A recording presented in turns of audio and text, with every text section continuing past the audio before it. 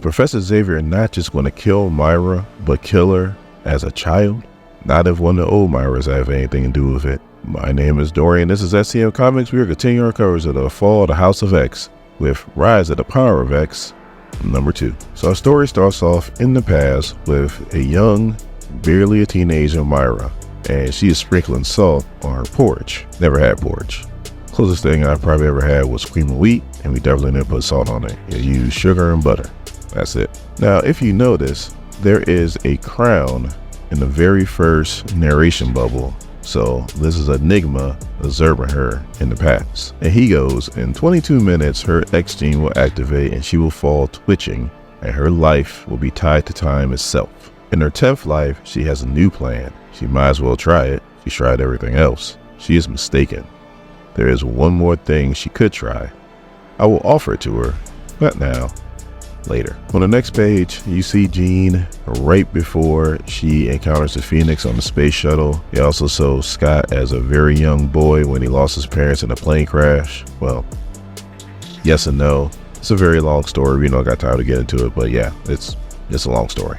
Then they show Scott still blindfolded being held by Orcus. And he thinks that, well, Jean's gonna come save me, but he doesn't know. Enigma knows, but he doesn't know that Jean barely hanging on because Mother Righteous stabbed her in the chest. And then he says that I also see the X-Men fighting for a future that is already lost because he feels like he already won. And then he says he can see everybody, but he can't find Xavier. He sees him in the past fighting with Cain Marko, his brother, stepbrother. Sorry about that. He sees him messing with one of the Myra engines at Krakoa, and then he said he lost him. And he's like, where are you, you troublesome man? What are you doing? I will find you. Now, the reason why he can't find him is because he is in No Place X, which is also outside of space and time. Then we hear Professor Xavier say the first plan has failed. Now we must proceed to the second plan.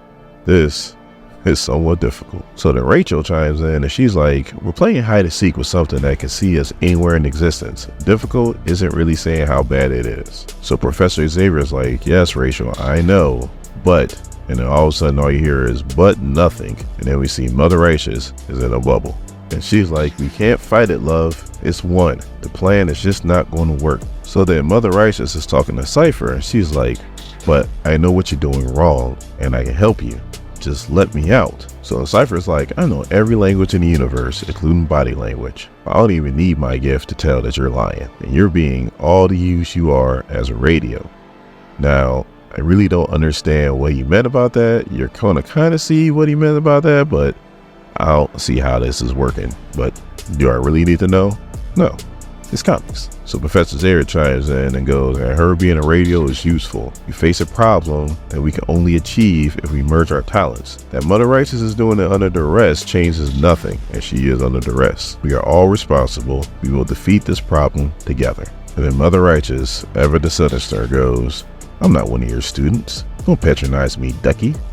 So what now? So Professor Xavier starts to explain how they're going to go back in time and try to reach Myra before her mutant gene activates. And traveling back in time isn't really an issue because there's several ways to go time travel. The problem is that the Dominion has arachno sentinels that's watching the timeline and watching that exact moment to see if anybody's going to try to make an attempt. And trust me, these arachno sentinels look crazy as hell, which you'll see here in a minute. And Professor Xavier feels like that they can dodge them once, but only once.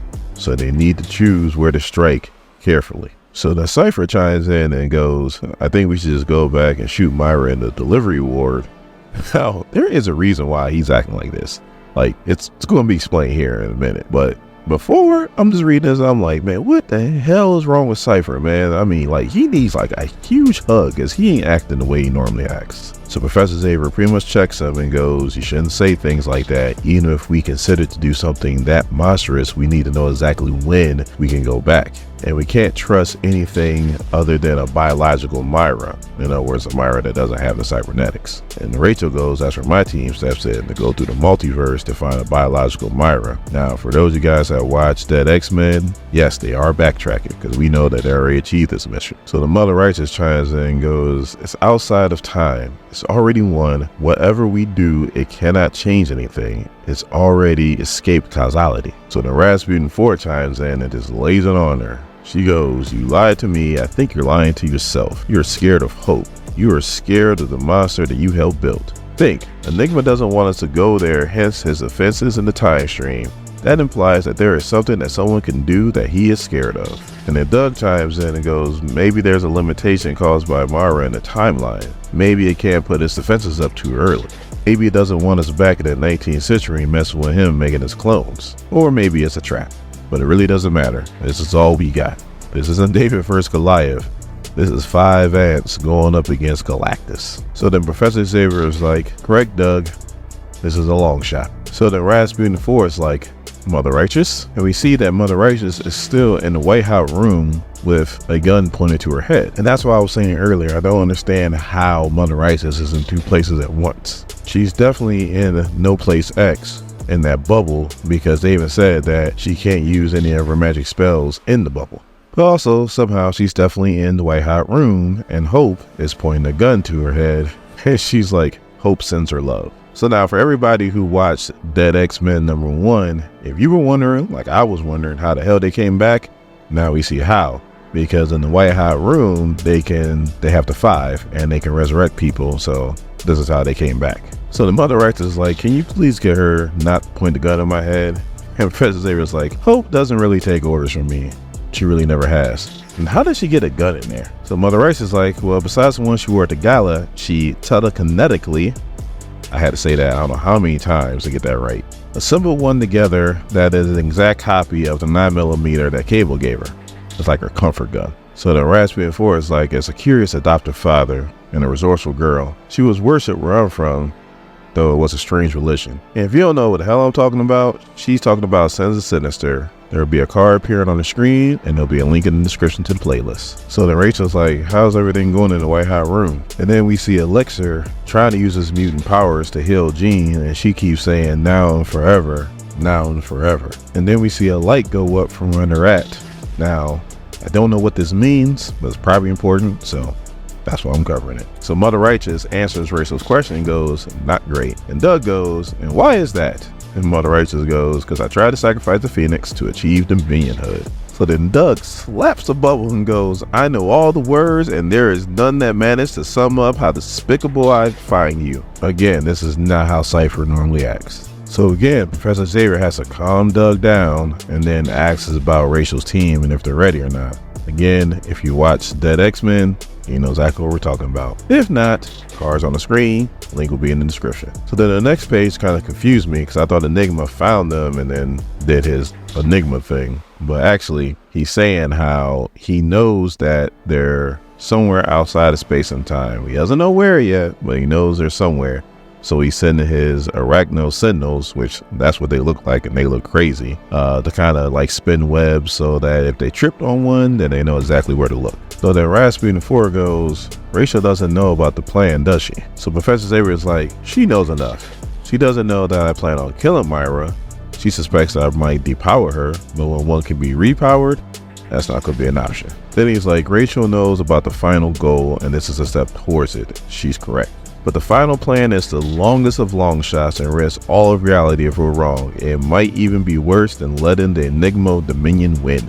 I thought I had a grasp on what was going on and what was at stake, but after hearing that, I don't know anything. So the Professor Xavier is like, "Rachel has belief, and I no longer have that luxury. I have to clean up the mess that we've made no matter what." So Rasputin 4 is like, "Do you really believe that? I come from a place where Krakoa was a dream and I long to see it." And then Professor Xavier is like, "You come from a hellish dimension that Krakoa birthed. Myra once told me it's not a dream if it's real." That phrase keeps coming up, so that must be important. So the Rasputin 4 is like, "Look, Sinister used me as a pawn, Mother Righteous used me as a pawn. I'm not going to be anybody's pawn anymore." So then there's a big explosion, and Rachel's like, "Is it too soon? You only tried 10 timelines and haven't found what we're looking for yet." She's talking about the Dead X-Men team. So then Doug's like, "I could fire a secondary tendril and move us to safety, but I'm going to need some time." Rasputin 4 is like, "You'll have it. Just let me do what I do." So she goes outside the ship, and we see this crazy looking sentinel. I guess these are the Enigma sentinels. And she goes, "I was made for this." And then she does her thing. Doug goes, "I see the Psychics have been having a good old chat."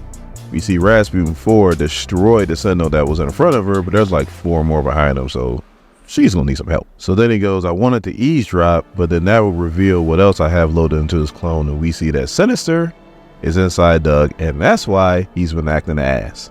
And Professor Xavier goes, put that away, Nathaniel, talking about his diamond.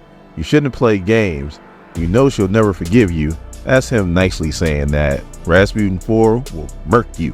So while that's going on, one of the Sentinels is grabbing Rasputin 4 by his mouth, and then we see Sinister Doug, or Doug Sinister, however you want to say it, goes, I know, I apparently made her and then lied to her for a few centuries. Boo-hoo, what a crybaby. Yeah, she'll definitely murk this dude. So then the Sentinel's about to chomp down on Rasputin 4, and he goes mutant neutralize, and she yells no and lets out this crazy blast that destroys the Sentinel, and she's yelling never. So she took out that Sentinel, but there's still like 4 of them that they're dealing with. They're starting to break into Nowhere X, and Doug's like, all right, we got the time we need it. It's time to get her out of here. And Professor Xavier's like, we can't leave Rasputin 4. We got to pick her up too. So Sinister Doug manages to whip back around and sends out a lifeline to her that she grabs, and then they take off. So Rasputin 4 climbs back aboard. Professor Xavier looks defeated as hell, but then Rachel goes, hey, good news, the team did it. But they got the information that they needed, which again, if you watched that X-Men #1, you already knew that. So Professor Xavier gets ready to go through the timeline to deal with Myra. He tells Rasputin 4 to hold down the fort. Rachel goes, good luck to you, go ahead and have a word with her. Professor Xavier's like, yeah, just a word. So now on this next page, this is only a guess, but I'm guessing this is the main 616 timeline when the X-Men war is going on.